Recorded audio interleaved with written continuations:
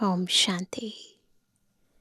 ज्ञान का सागर परम शिक्षक शिव बाबा हमें संपूर्ण सृष्टि के आदि मध्य अंत का, रचता और रचना का यथार्थ ज्ञान देते हैं। परंतु ज्ञान, योग, इन दोनों को न केवल हमें यथार्थ समझना है, न केवल इनका अनुभव करना है, परंतु ज्ञान की कौन सी पॉइंट और विशेषतः ड्रामा का ज्ञान, इसे कब, कहाँ और कैसे प्रयोग करना है, ये आना भी उतना ही ज़रूरी है। क्योंकि कई बार हमें ज्ञान की पॉइंट तो याद रहती है, परंतु उस पॉइंट को कब और कहाँ यूज़ करना है, वो अगर नहीं आता तो इस ज्ञान को यथार्थ प्रयोग न करने के कारण हम बहुत सारी गलतियां कर देते हैं। जहाँ जिस शक्ति की ज़रूरत है, जहाँ जिस ज्ञान की पॉइंट की ज़रूरत है, इसका भी यथार्थ ज्ञान होना और उस ज्ञान का बार बार अभ्यास होना भी बहुत ज़रूरी है। तो आज की मुरली हमें ड्रामा के विभिन्न राज भी बता रही है, परंतु ड्रामा के ज्ञान को यथार्थ प्रयोग करने की विधि भी सिखा रही है। सुनते हैं प्यारे बाबा के मधुर महावाक्य। आज है 14 तारीख, 14 अक्टूबर 2025। बाबा के महावाक्य हैं, मीठे बच्चे, यह पुरुषोत्तम संगम युग कल्याणकारी युग है। इसमें ही परिवर्तन होता है। तुम कनिष्ठ से उत्तम पुरुष बनते हो। बहुत बड़ा परिवर्तन होता है। हम कनिष्ठ से उत्तम पुरुष बनते हैं। दुनिया कलयुग से सतयुग बन जाती है। आत्माएं तमो प्रधान से सतो प्रधान बन जाती है। सब कुछ बदल जाता है। प्रश्न है, इस ज्ञान मार्ग में कौन सी बात सोचने व बोलने से कभी भी उन्नति नहीं हो सकती?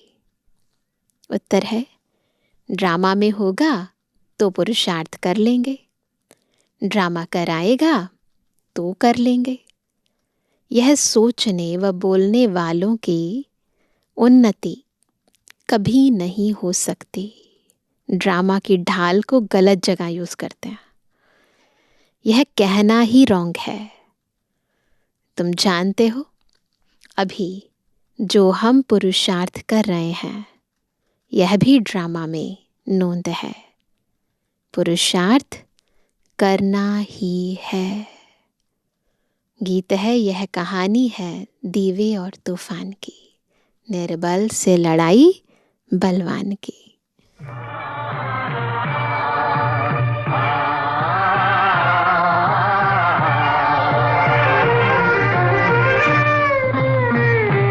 निर्बल से लड़ाई बलवान की, निर्बल से लड़ाई बलवान की। ये कहानी है दिए की और तूफान की, ये कहानी है दिए की और तूफान की।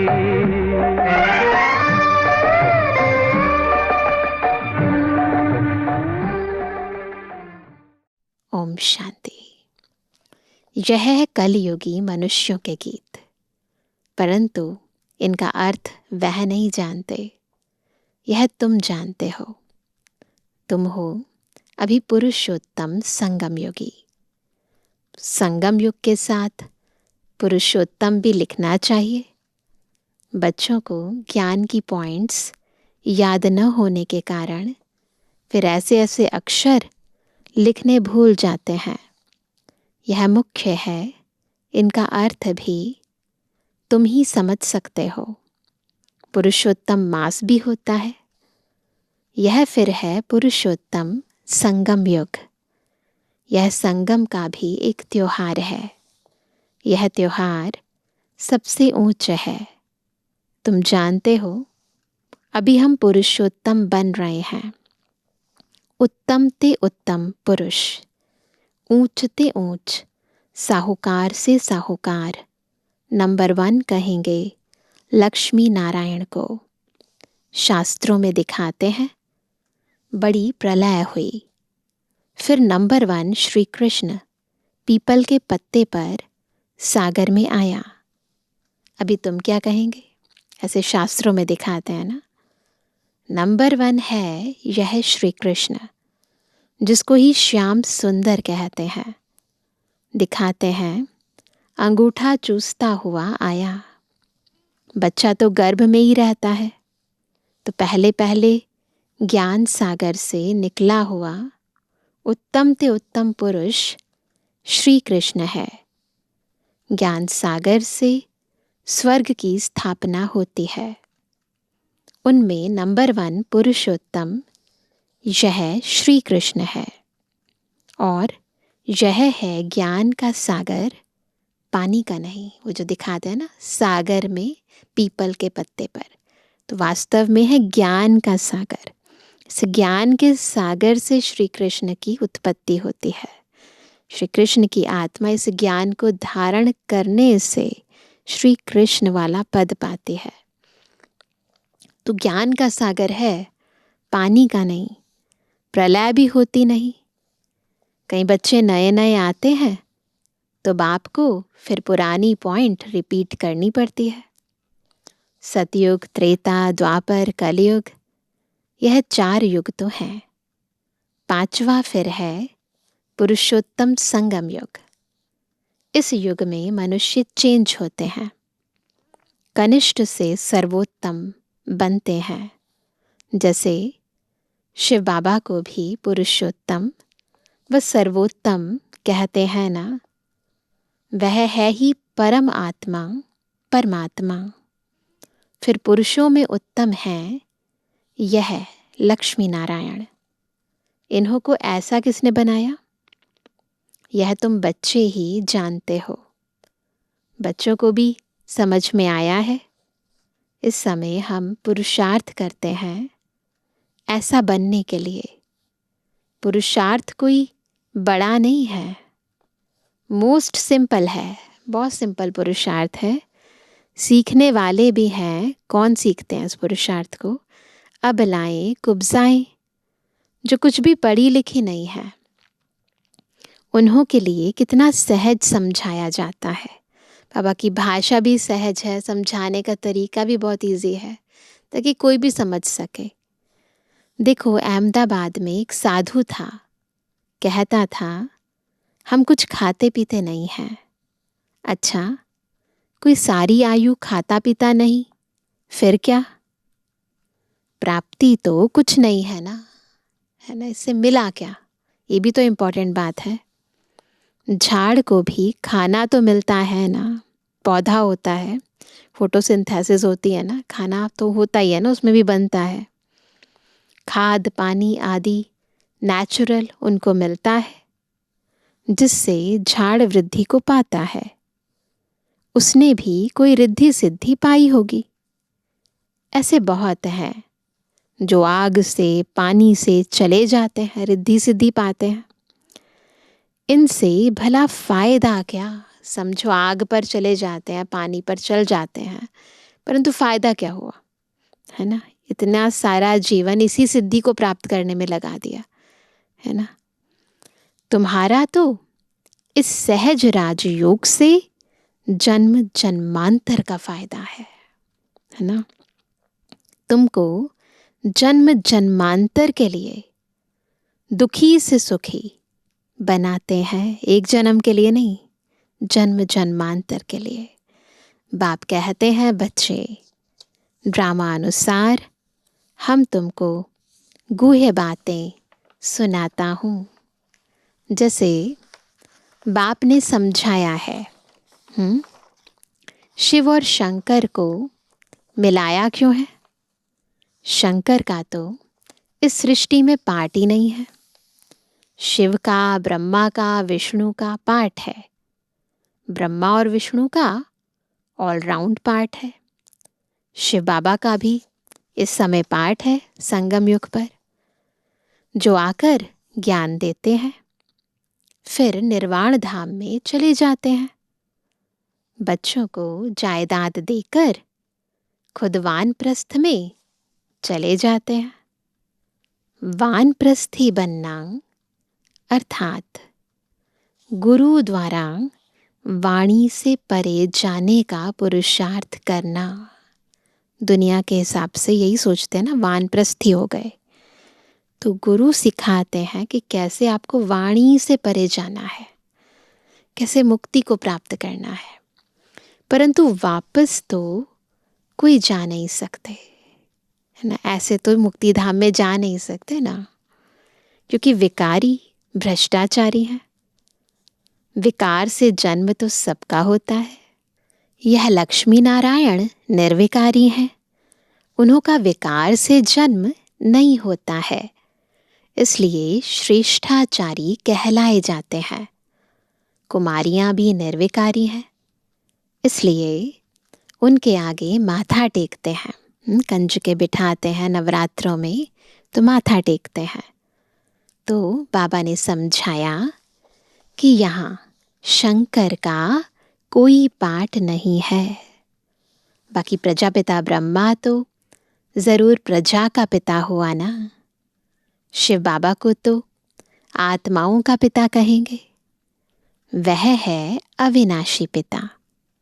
यह गुह्य बातें अच्छी रीति धारण करनी है। जो बड़े बड़े फिलॉसफर होते हैं उनको बहुत टाइटल मिलते हैं। श्री श्री 108 का टाइटल भी विद्वानों को मिलते हैं। बनारस के कॉलेज से पास कर टाइटल ले आते हैं। बनारस हिंदू यूनिवर्सिटी में टाइटल्स मिलते हैं। बाबा ने गुप्ता जी को इसलिए बनारस भेजा था कि उन्हों को जाकर समझाओ कि बाप का भी टाइटल अपने ऊपर रख बैठे हो। बाप को श्री श्री 108 जगत गुरु कहा जाता है। माला ही 108 की होती है। 8 रत्न गाए जाते हैं। वह पास विद ऑनर होते हैं, इसलिए उनको जपते हैं।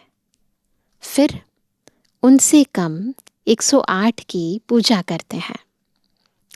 यज्ञ जब रचते हैं तो कोई 1000 सालिग्राम बनाते हैं, कोई 10,000, कोई 50,000, कोई लाख भी बनाते हैं। मिट्टी के बनाकर फिर यज्ञ रचते हैं। ये बाबा बता रहे हैं कैसे हमारी यादगारें बनी हुई हैं भक्ति में। जैसा जैसा सेठ अच्छे से अच्छा बड़ा सेठ होगा तो लाख बनवाएंगे, जिसकी जैसी भावना, जिसके पास जितना धन। बाप ने समझाया है माला तो बड़ी है ना, 16,108 की माला बनाते हैं। यह तुम बच्चों को बाप बैठ समझाते हैं।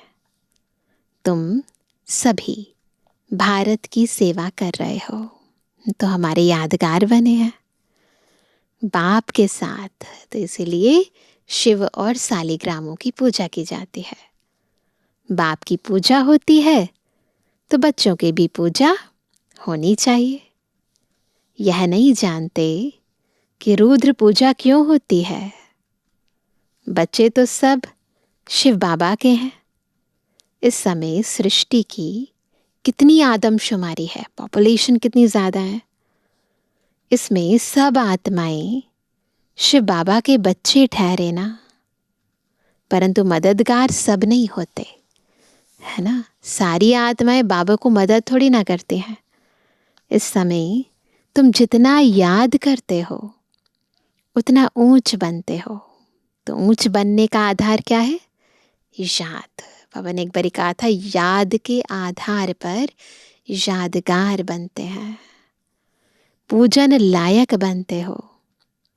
ऐसे और कोई की ताकत नहीं जो यह बात समझाए। इसलिए कह देते, ईश्वर का अंत कोई नहीं जानते। बाप ही आकर समझाते हैं। बाप को ज्ञान का सागर कहा जाता है तो ज़रूर ज्ञान देंगे ना। सोचने की बात है, भगवान को ज्ञान का सागर कहते हैं तो इसका मतलब ज्ञान देंगे ना। प्रेरणा की तो बात होती नहीं। भगवान कोई प्रेरणा से समझाते हैं क्या? तुम जानते हो, उनके पास सृष्टि के आदि मध्य अंत का ज्ञान है। वह फिर तुम बच्चों को सुनाते हैं। यह तो निश्चय है।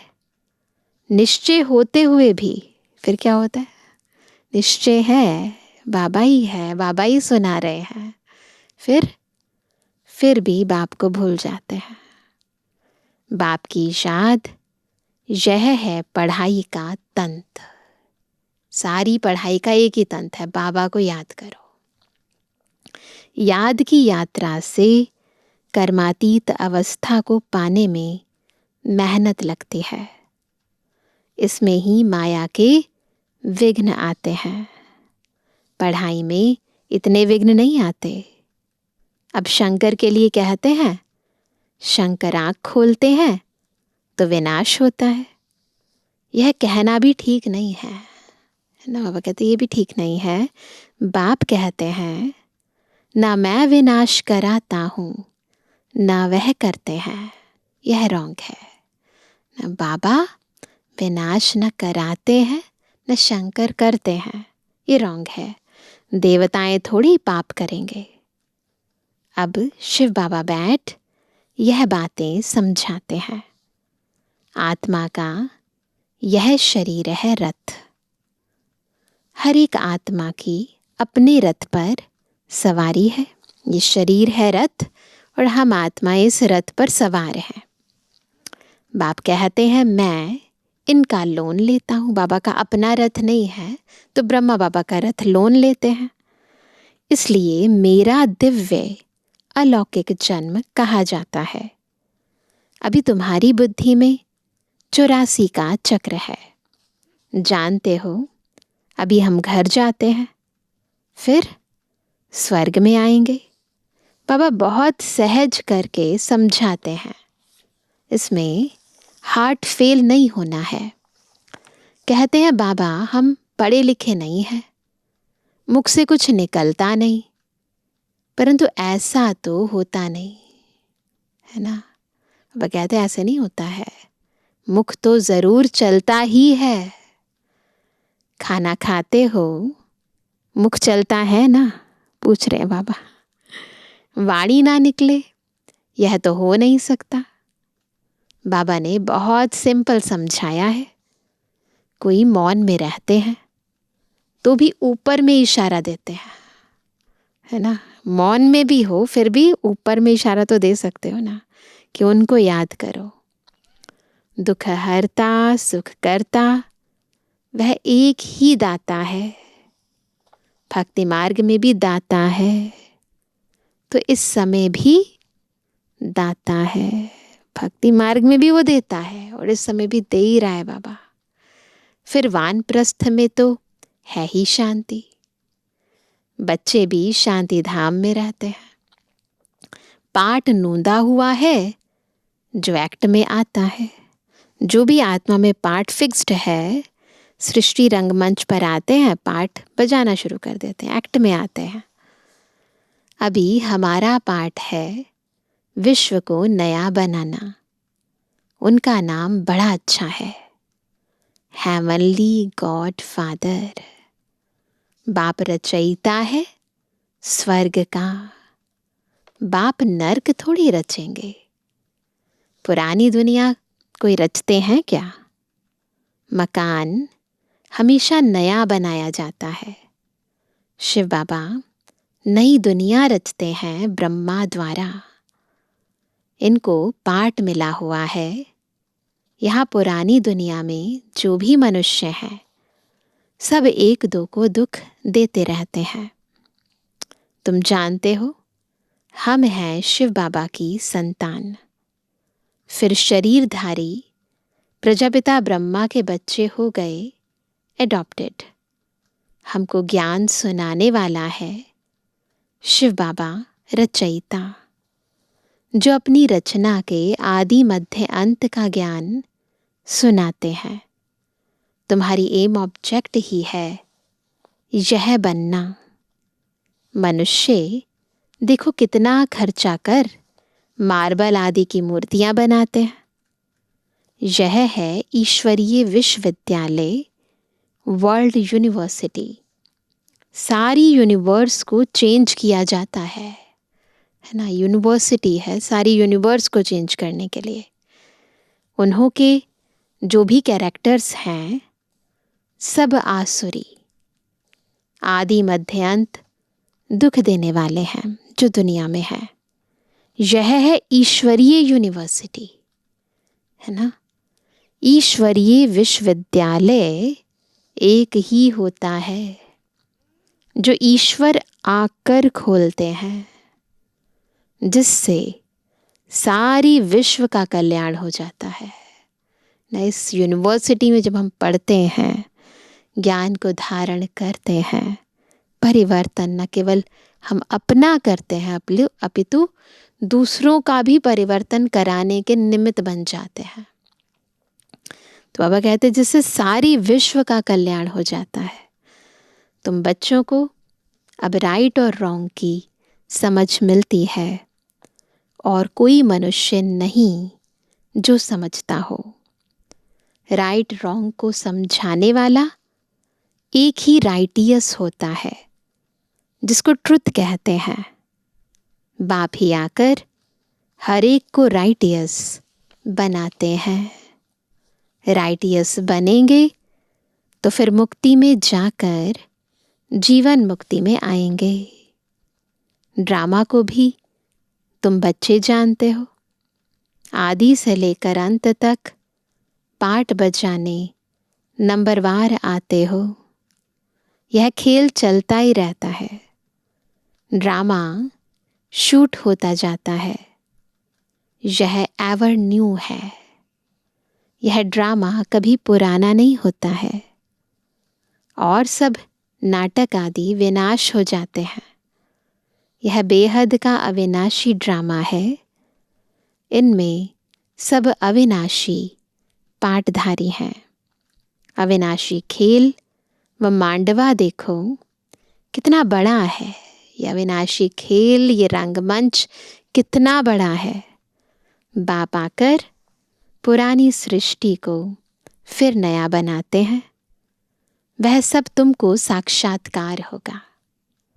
जितना नज़दीक आएंगे फिर तुमको खुशी होगी। जितना जितना है ना सतयुग के समीप आते जाएंगे, टाइम नज़दीक आता जाएगा, बाबा कहते हैं तुमको बहुत खुशी होगी।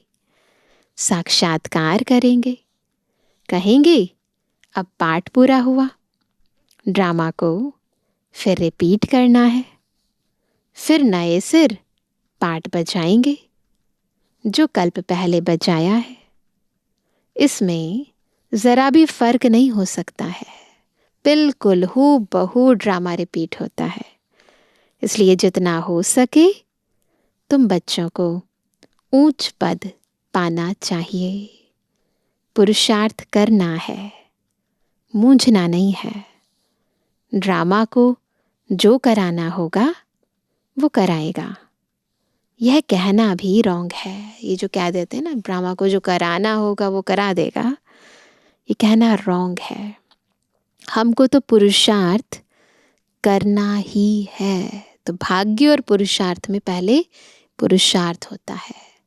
पुरुषार्थ हो गया, फिर जो हुआ वो ड्रामा में नून था, है ना। अच्छा मीठे किसी के लिए जवानी बच्चों पे जुबानी बाप दादा का दिल जान सको प्रेम से नंबरवार पुरुषार्थ अनुसार यादगार और गुड मॉर्निंग। रूहानी बच्चों की रूहानी बाप दादा को गुड मॉर्निंग, नमस्ते नमस्ते नमस्ते। धारणा के लिए मुख्य सार। पहला, पढ़ाई का तंत्र यानी सार बुद्धि में रख याद की यात्रा से कर्मातीत अवस्था को पाना है। ऊंच पूजनीय बनने के लिए, ऊंच पूजनीय बनने के लिए बाप का पूरा पूरा मददगार बनना है। दूसरा, सत्य बाप द्वारा राइट रॉन्ग की जो समझ मिली है उससे राइटियस बन जीवन बंध से छूटना है। मुक्ति और जीवन मुक्ति का वर्षा लेना है। वरदान है आपस में स्नेह की लेन देन द्वारा आपस में स्नेह की लेन देन द्वारा सर्व को सहयोगी बनाने वाले सफलता मूर्त भव। कैसे बनेंगे सफलता मूर्त? जब स्नेह की लेन देन से सबको सहयोगी बना देंगे। अभी ज्ञान देने और लेने की स्टेज पास की, अब स्नेह की लेन देन करो। जो भी सामने आए, संबंध में आए, तो स्नेह देना और लेना है। इसको कहा जाता है सर्व के स्नेही व लवली। ज्ञान दान अज्ञानियों को करना है, लेकिन ब्राह्मण परिवार में इस दान के महादानी बनो। ज्ञान दान अज्ञानियों को करना है, लेकिन ब्राह्मण परिवार में स्नेह की लेन देन। संकल्प में भी किसके प्रति स्नेह के सिवाय और कोई उत्पत्ति ना हो। जब सभी के प्रति स्नेह हो जाता है, सभी के प्रति, तो स्नेह का रिस्पॉन्स सहयोग होता है और सहयोग के रिजल्ट सफलता प्राप्त होती है। जब सभी के प्रति स्नेह हो जाता है तो स्नेह का रिस्पॉन्स सहयोग होता है और सहयोग के रिजल्ट क्या होती है? सफलता। स्लोगन है 1 सेकंड में व्यर्थ संकल्पों पर फुल स्टॉप लगा दो। 1 सेकंड में। यही तीव्र पुरुषार्थ है। मातेश्वरी जी के अनमोल महावाक्य। आजकल मनुष्य मुक्ति को ही मोक्ष कहते हैं। वो ऐसे समझते हैं जो मुक्ति पाते हैं वो जन्म मरण से छूट जाते हैं। वो लोग तो जन्म मरण में न आना इसको ही ऊंच पद समझते हैं, वही प्रारब्ध मानते हैं। जीवन मुक्ति फिर उसको समझते हैं जो जीवन में रहकर अच्छा कर्म करते हैं। जैसे धर्मात्मा लोग हैं, उन्हों को जीवन मुक्त समझते हैं। बाकी कर्म बंधन से मुक्त हो जाना वो तो कोटों में से कोई विरला ही समझते हैं। ये बात समझते नहीं है कि मुक्ति और जीवन मुक्ति का अर्थ क्या है। अब यह है उन्हों की अपनी मत, लेकिन हम तो परमात्मा द्वारा जान चुके हैं कि जब तक मनुष्य पहले विकारी कर्म बंधन से मुक्त नहीं हुआ है, तब तक आदि मध्य अंत दुख से छूट नहीं सकेंगे। तो इससे छूटना यह भी एक स्टेज है ना। कर्म बंधनों से छूटना ये भी एक स्टेज है। तो भी पहले जब ईश्वरीय नॉलेज को धारण करें तभी उस स्टेज पर पहुंच सकें। और उस स्टेज पर पहुंचाने वाला स्वयं परमात्मा चाहिए। खुद भगवान की मदद नहीं होगी तो उस स्टेज तक नहीं पहुंच सकते, क्योंकि मुक्ति जीवन मुक्ति देते वह है। वो भी एक ही समय आए। वो कौन सा? संगम का समय। सबको मुक्ति जीवन मुक्ति दे देते हैं, एक ही समय पर आते हैं और सबको मुक्ति जीवन मुक्ति दे देते हैं। बाकी परमात्मा कोई अनेक बार नहीं आते। और न कि ऐसा समझो कि परमात्मा ही सब अवतार धारण करते हैं, जो शास्त्रों में लिखे हैं ना ही इतने इतने अवतार धारण करते हैं। ओम शांति। आज का व्यक्त इशारा, स्वयं और सर्व के प्रति मनसा द्वारा योग की शक्तियों का प्रयोग करो। मनसा सेवा बेहद की सेवा है। जितना आप मनसा से, वाणी से स्वयं सैंपल बनेंगे तो सैंपल को देखकर स्वतः ही आकर्षित होंगे। सिर्फ दृढ़ संकल्प रखो तो सहज सेवा होती रहेगी। अगर वाणी के लिए समय नहीं है तो वृत्ति से, मनसा सेवा से परिवर्तन करने का समय तो है ना। अब सेवा के सिवाय समय गंवाना नहीं है। निरंतर योगी, निरंतर सेवाधारी बनो। यदि मनसा सेवा करना नहीं आता तो अपने संपर्क से, अपनी चलन से भी सेवा कर सकते हो। तो निरंतर सेवाधारी बनना है। मनसा वाचा कर्मणा, संबंध, संपर्क, चेहरे, चलन सबसे सेवा करते रहना है। अच्छा, ओम शांति।